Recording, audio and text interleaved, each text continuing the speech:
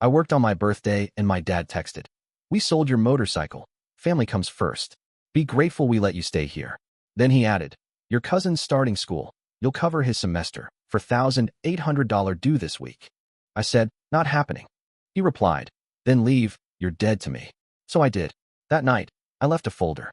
This morning, my aunt's crying, my uncle's yelling, and my dad's on the porch begging the neighbors for help. I turned 24 in a pair of cheap non-slip shoes and a hospital-issued scrub top that didn't quite fit right.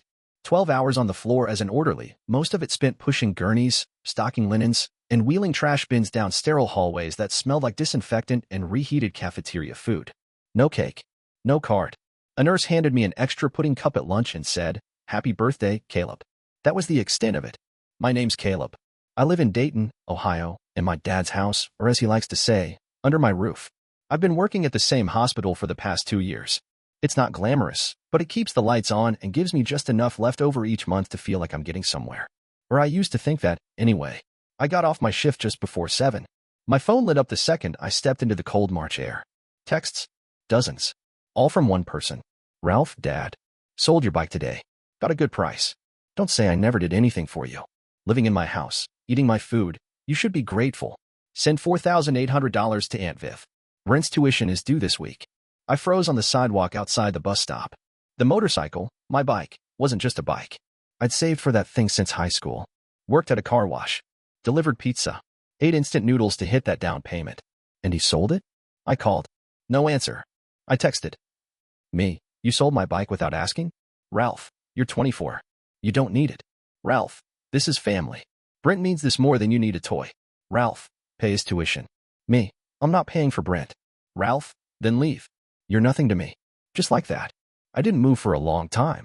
The buses came and went. People shuffled past me like I was part of the concrete. I wasn't surprised. Not really. Ralph always had a way of kicking you in the gut and acting like it was a handshake. What hit me was how easy it came to him.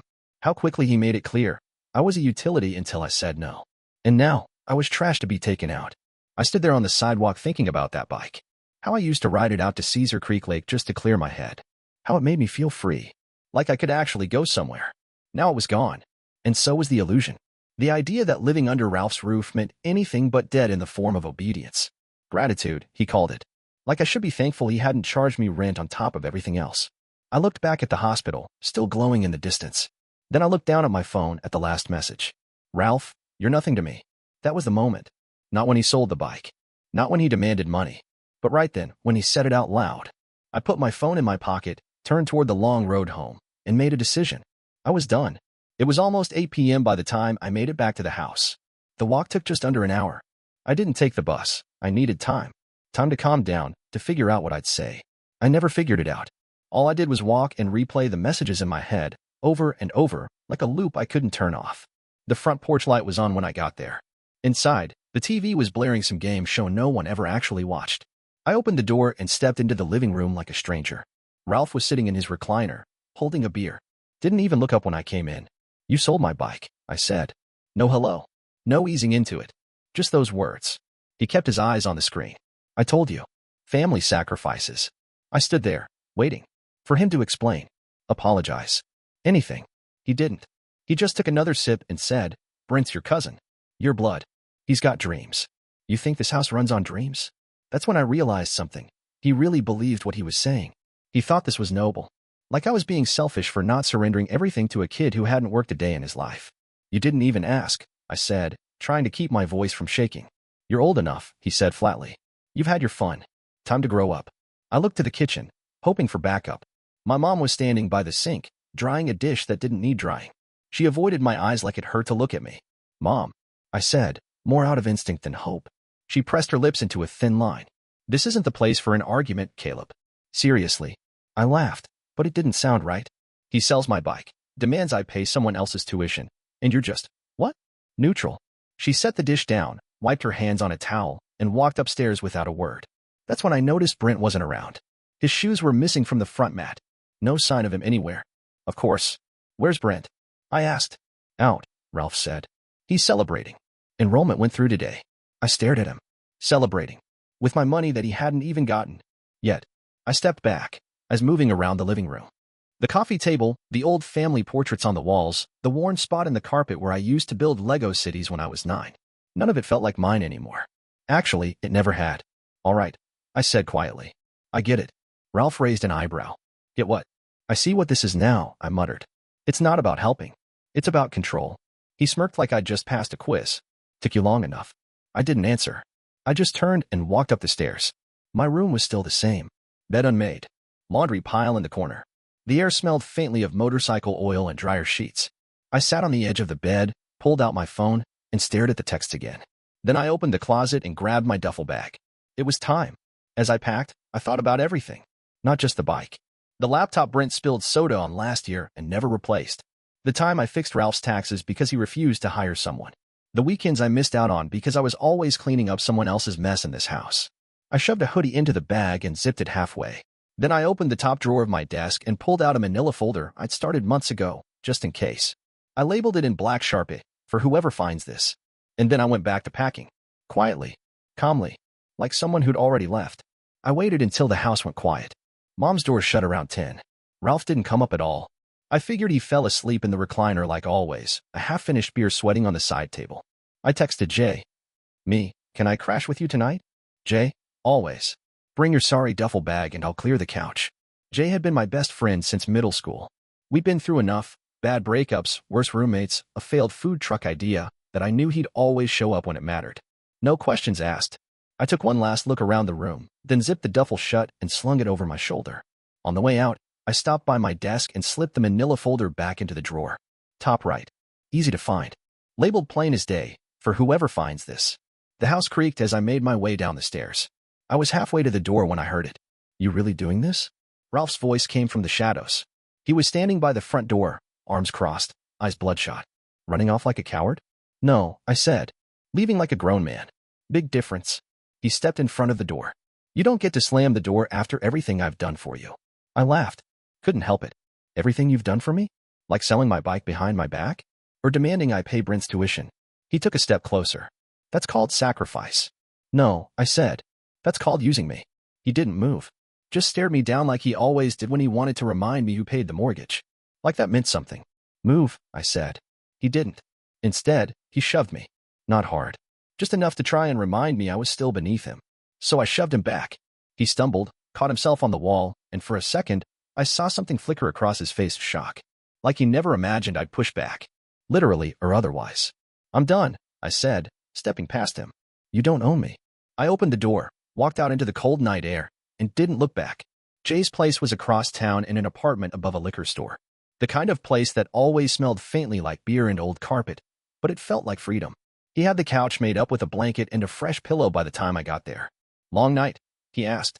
You have no idea. He offered me a drink. I waved it off. All I wanted was sleep. But before I crashed, I pulled out my laptop. Spent the next hour going through every shared account I'd ever created for the house, utilities, streaming services, Ralph's little side hustle selling vintage radios on eBay. All of it had my fingerprints on it. I changed every password, deleted every saved payment method, shut down what I could, transferred ownership of the Google Drive folders Ralph used to organize his sales back to him empty. Then I logged into the joint Amazon account, canceled upcoming orders, deleted the profile, and finally, I disconnected every smart device in the house that I'd ever set up, including the thermostat Ralph never figured out how to adjust on his own. By the time I finished, there was nothing left to link me to that house. No login, no spreadsheet, no lifeline. I wasn't just walking away, I was cutting the cord. Then I did one last thing. I opened a private Google Drive folder and uploaded everything I'd collected. Screenshots, receipts, message logs, financial records. A neat archive of the invisible labor I'd done over the past 6 years. I copied the link and wrote it down. Then I closed the laptop, slid it under the couch, and let myself exhale. Tomorrow would be messy. But tonight? Tonight, I slept. By the next afternoon, the calls started. Not to me, at least not at first. It began with Facebook. I was sitting on Jay's couch, eating cold leftover pad thai straight from the container, when my phone buzzed with a notification. Ella Morales tagged you in a post. Ella was my cousin. One of the nice ones, or so I used to think. The post was simple. Does anyone know how to reset the Wi-Fi at Uncle Ralph's? It keeps kicking us off, and he has no idea what he's doing. Caleb? Help? The comments were instant. Cousin Tori, did Caleb move or something? Ella, he's not answering. Brent, the router says admin login locked. I put the phone down and smiled into my noodles. Then Jay walked in, waving his own phone. Bro, your family's freaking out. Brent just DM'd me on Instagram. Says your dad is losing it because he can't access his eBay account. I didn't respond right away. I was too busy enjoying the quiet unraveling of the machine I used to keep running with duct tape and patience. Ping. Another Facebook post. This time from Aunt Viv. If anyone has experience with PayPal or e-commerce, please message me ASAP. We're having a family emergency. Family emergency. Right.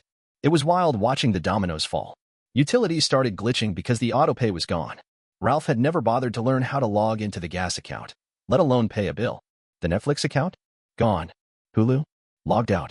The smart thermostat reset to factory settings, and now the house was stuck at 63 degrees. The messages started rolling in faster. Uncle Mitch, what happened to the spreadsheet with the tax records?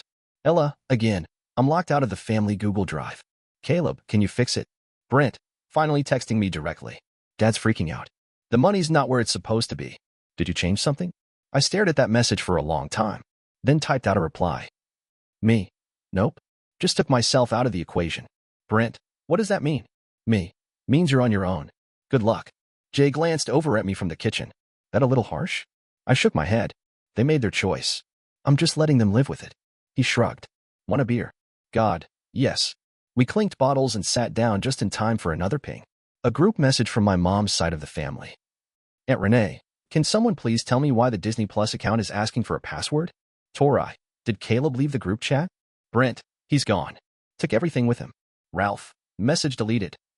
I watched them spiral from a distance, warm beer in hand, cozy on a couch that didn't come with conditions. They didn't know it yet, but this was only the beginning. I wasn't their backup plan anymore. And without me, the whole system was starting to fail. It was 2 days later when Brent finally cracked. I was lying on Jay's couch, scrolling through job postings out of habit more than necessity, when my phone buzzed. Brent's name flashed across the screen. I almost didn't open it. Then I saw the preview. Brent. I didn't even want to go to culinary school. Dad signed the paperwork. Said I'd thank him later. I never even applied. I stared at the screen for a while, not sure what to feel. Anger? Sympathy? Some weird mix of both? Then he followed up. He needed a reason to ask you for money. Said I looked lazy and it would motivate me. Said if I didn't go, it would make you resent the whole family less. I'm sorry. I didn't reply. I didn't have to. Because 10 minutes later, Aunt Vivian sent me a text that made it clear the tide was shifting. Did you really steal from your father's business account? That's what he's telling everyone. And just like that, the accusation dropped. I felt the heat rise in my chest. Not because it hurt. Because I'd expected it. I opened my photo gallery, grabbed 3 clean screenshots, bank transfers, account logs, and the direct deposit trail from Ralph's PayPal into my personal checking with a note from him. Thanks for organizing again. You're a lifesaver. I sent them to her without a word. She replied 5 minutes later. Oh my God. And then another. He told us you were draining the account behind his back. That's when I knew Ralph was desperate. He'd spent years running his little eBay side hustle flipping refurbished stereos and cameras, but he never learned how to ship anything or log expenses. I'd built the system, the listings, the price tracker spreadsheet, even his profile bio. And now? Now all of it was broken. Another ping. This time from a number I didn't recognize. Hi, I'm trying to reach Caleb. I bought a cassette deck on Facebook Marketplace last week, and I've been messaging Ralph V, but haven't heard back. Are you still selling? I replied. Me. Not anymore. You'll need to contact Ralph directly. Good luck. Then I posted the same on his old Marketplace page. This account is no longer managed by Caleb. Please contact Ralph directly for any inquiries. By that evening, my inbox was quiet, but the group chat was on fire. I hadn't rejoined it. Jay had just been quietly screenshooting everything and sliding it to me like daily highlights. Cousins arguing. Uncles weighing in. People demanding answers from Ralph. Why did Caleb have all your logins? What do you mean he managed your taxes? Why did you tell us Brent needed tuition when he didn't even apply? Ralph tried to hold the line. Said I forged documents. Claimed I went rogue. But the screenshots were already making the rounds. People were starting to compare notes. The picture was becoming clear. I hadn't stolen anything. I'd been the backbone. And now that I was gone, the whole house of cards was folding. I sat back on the couch, phone resting on my chest, and let it all wash over me. Not joy. Not revenge. Just clarity. The family that once stood united behind Ralph was fracturing. Because the truth doesn't need to shout. It just needs to be seen. Jay and I were halfway through a bad kung fu movie when someone pounded on the door like they were trying to break it in. Jesus, Jay said, muting the TV. That's not pizza. I sat up straight. My stomach turned before I even looked through the peephole. Uncle Mitch, Ralph's older brother, the family's unofficial enforcer. Retired Army, always wearing steel-toe boots and an expression like everyone owed him rent. I opened the door just wide enough to block his way. What do you want? He didn't even pretend to be polite. We need to talk. I stayed planted. About what? He leaned in, breath heavy with cheap cologne and something sour. About you blowing up the family over a damn motorcycle and a tuition payment. Try 5 years of being used and lied to. I shot back. But sure, let's keep calling it a motorcycle. He pushed the door open with one hand, strong enough to move me a step back. You're gonna fix this, Caleb. You're gonna undo whatever crap you stirred up. Jay stepped in from the side, planting himself between us. You need to back up, man. Mitch sized him up. Who the hell are you? I'm the guy whose name is on the lease, Jay said, voice calm but firm. And if you keep pushing your way in, you'll be talking to the cops next. Mitch took a slow breath, eyes bouncing between us. You think you're so smart now, huh? He said to me. You leave your dad out to dry, let everyone fall apart, then sit here like a king on a couch that's not even yours. I folded my arms. I didn't let anyone fall apart. I just stopped holding them together. He stepped back. You'll regret this. He's your father. No, I said. He stopped being that the minute he said I was nothing to him. Don't come back here. Mitch stared at me, trying to decide if he still had the upper hand. Then he turned, slammed the door on his way out, and stomped down the stairs loud enough to shake the walls. Jay waited a few seconds, then locked the deadbolt and turned to me. Dude, your family is something else. I didn't reply. My phone buzzed before I could. Brent. Dad shoved Mom today. Over the phone bill. Uncle Mitch flipped out. Aunt Viv is crying. I read it twice. Then a third time. Jay looked over my shoulder. They're falling apart. Yeah, I said. And for once, it's not my mess to clean up. Later that night, I walked a couple blocks just to breathe. Couldn't sit still. I passed by my old neighborhood, not on purpose, just muscle memory. And there it was. The house. Lights on, front door wide open. Ralph standing in the yard, pacing and shouting into his phone. His voice sharp and panicked, carrying down the block. On the porch, Aunt Viv was crying. Uncle Mitch sat on the steps, face in his hands. 2 cousins stood awkwardly near the mailbox like they didn't know if they were supposed to help or stay out of the way. It looked like a scene from a bad soap opera. I stayed across the street in the dark, half hidden behind a row of parked cars. More Facebook pings came in that night. DMs from cousins I'd barely talked to. Cousin Nate. What's really going on, man? Ella. Did you do something to Dad's business account? Laura. Is it true Brent never even applied to school? Some of the messages were curious. Some were accusatory. Most were just confused. I didn't answer any of them. Let them wonder. Let them finally start asking questions. Because for once, I wasn't stepping in to explain or smooth things over. I wasn't part of their cleanup crew anymore. I was out, and they were unraveling without me. It was almost midnight when I heard the knock. Not the angry kind. This one was soft. Hesitant.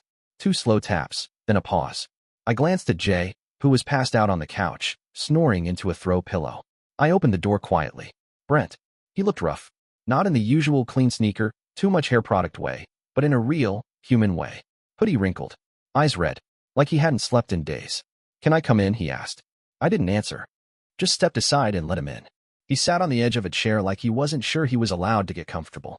I didn't know where else to go, he said after a minute. Mom's not talking to Dad. Vivian's losing it. Mitch said he's done with the drama and left. Everyone's pointing fingers. I leaned against the wall, arms crossed. Why come to me? He looked up, eyes glassy. Because I'm tired, man. Tired of what? Being the good one, he said. The obedient one. The easy one. The one who never says no. He paused. Sound familiar? Yeah, too familiar. I didn't ask for the school thing, he said. Didn't want to go. Dad just decided I'd apply, picked the program, filled out half the forms himself. Then he told everyone I had a dream of being a chef. I raised an eyebrow. You don't. Brent gave a weak laugh. I like mac and cheese, Caleb.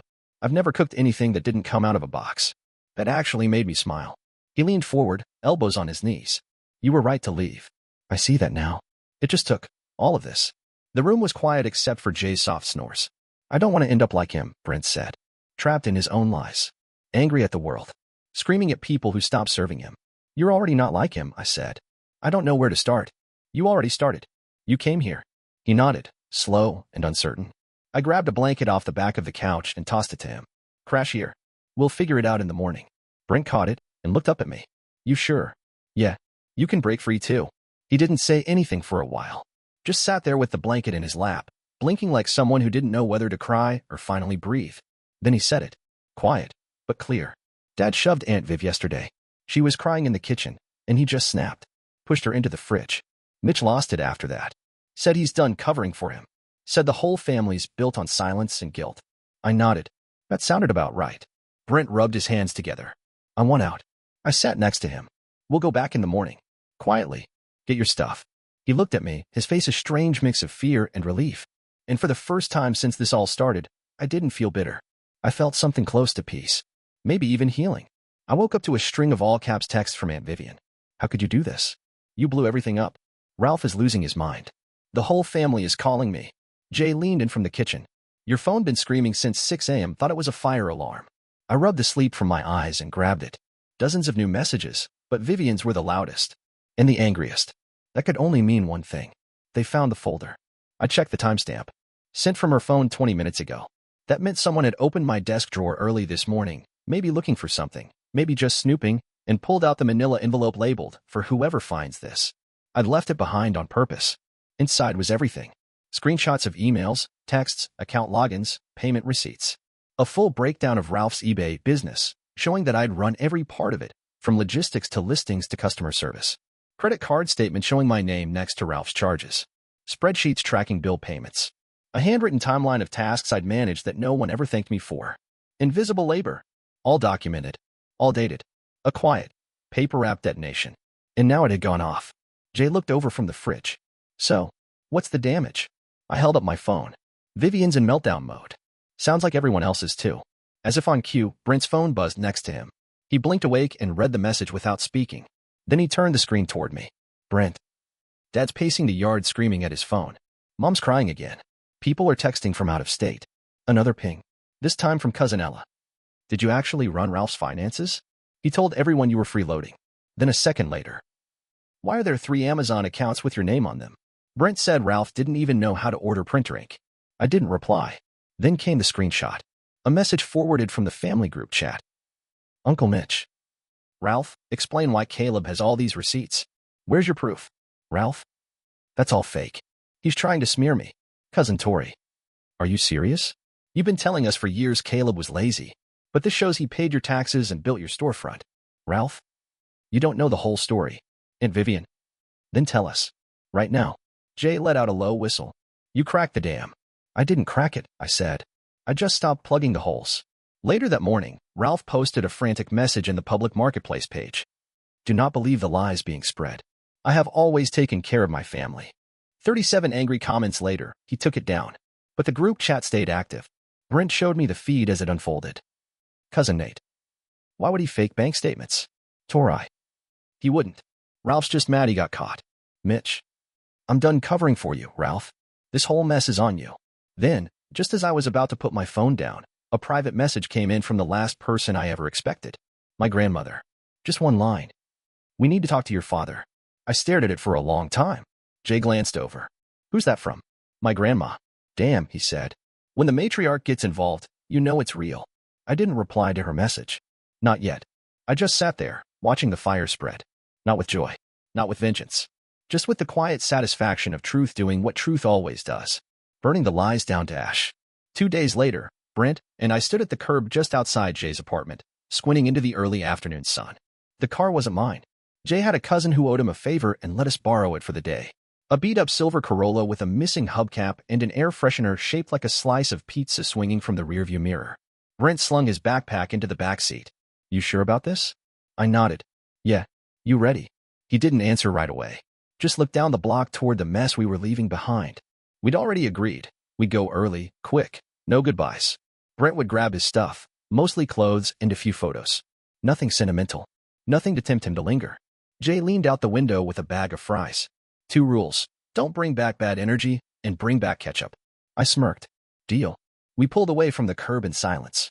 The drive took us past the old neighborhood, past the elementary school with the chipped mural of cartoon animals, past the gas station where I used to buy energy drinks before night shifts, and finally, past the house. Ralph's house. Our old house. We didn't slow down, but we didn't speed up either.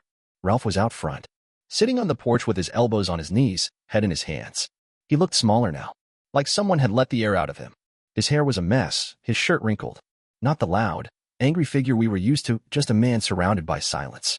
Next to him, a neighbor stood with a clipboard, pointing to the roof. Probably someone from code enforcement. Or maybe the HOA. I didn't care. I did notice something, though. That same neighbor was the one who once pulled me aside to say, "Thanks for fixing the mailbox." Ralph never gets around to it. Now that man was helping Ralph file a complaint. Funny how fast the support shifts when the lights go out and the spreadsheets vanish. Brent glanced over. "You want to stop?" "Nope." We drove on. By the time we hit the next block, my phone buzzed again. Voicemail from Aunt Vivian. This one was quieter. Sadder. "I wish things were different," she said. "I really do." That was it. No threats. No guilt. Just tired truth. Brent leaned back in the seat, watching the trees pass. "Think they'll ever get it?" I shook my head. "Maybe. But that's not on us."